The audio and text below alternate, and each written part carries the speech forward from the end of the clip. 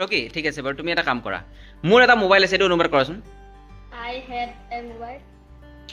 মোৰ এটা মোবাইল আছে আছিল নহয় I have a mobile. I have আ মোবাইল এনে হয় বাৰু ঠিক আছে বাৰু কলিয়ে হ'ল একো নাই আই হেভ আ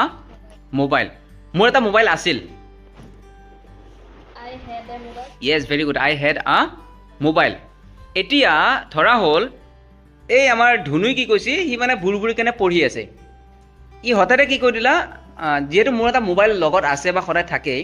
সি কৈ দিলে যে আই এম হেভিং আ মোবাইল মানে এইটো অৰ্থ কি মানে মোবাইলটো খাই আছে আই এম হেভিং আ মোবাইল মানে কি হ'ব মোবাইলটো খাই আছে সি এতিয়া মোবাইলটো খোৱা হৈ থাকিব কাৰণটো কি হেভটো যিহেতু এটা আমাৰ ষ্টেট ভাৰ্ব হেভৰ লগত যেতিয়া নেকি আমি আই এন জি যোগ কৰিম তেতিয়া তাৰ একচুৱেল মিনিংটো কি হ'ব সলনি হ'ব চেঞ্জ হ'ব নাই ৰকি একচুৱেল মিনিংটো চেঞ্জ হৈ পেলাই কি হ'ব হেভটো কি হৈ গ'ল হেভিং হোৱাৰ লগে লগে খোৱা হৈ গ'ল যে মই এটা মোবাইল খাই আছোঁ হা ঠিকে আছে বাৰু এইটো আমাৰ কি আছিল হেভ আৰু হেভিঙৰ মাজত যিটো নেকি আমাৰ ডিফাৰেঞ্চ সেই ডিফাৰেঞ্চটো ষ্টেট ভাৰ্ব আৰু একশ্যন ভাৰ্বৰ মাজত ডিফাৰেঞ্চ হয় নাই যদি আমি ষ্টেট ভাৰ্বৰ লগত আই এন জি যোগ কৰোঁ কি হ'ব তাৰ একচুৱেল মিনিংটো কি হ'ব চেঞ্জ হ'ব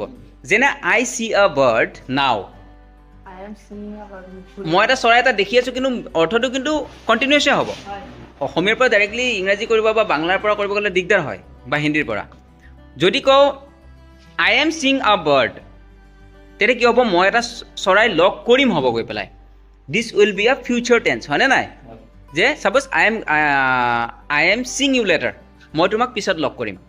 মই তোমাক পাছত লগ কৰিম তেনেকুৱা নহয় জানো অ'কে থেংক ইউ ছ' মাছ যিকেইটা আজি অহা নাই সিহঁতক নেক্সট টাইম লৈ পেলাই ভিডিঅ' কৰিম অ'কে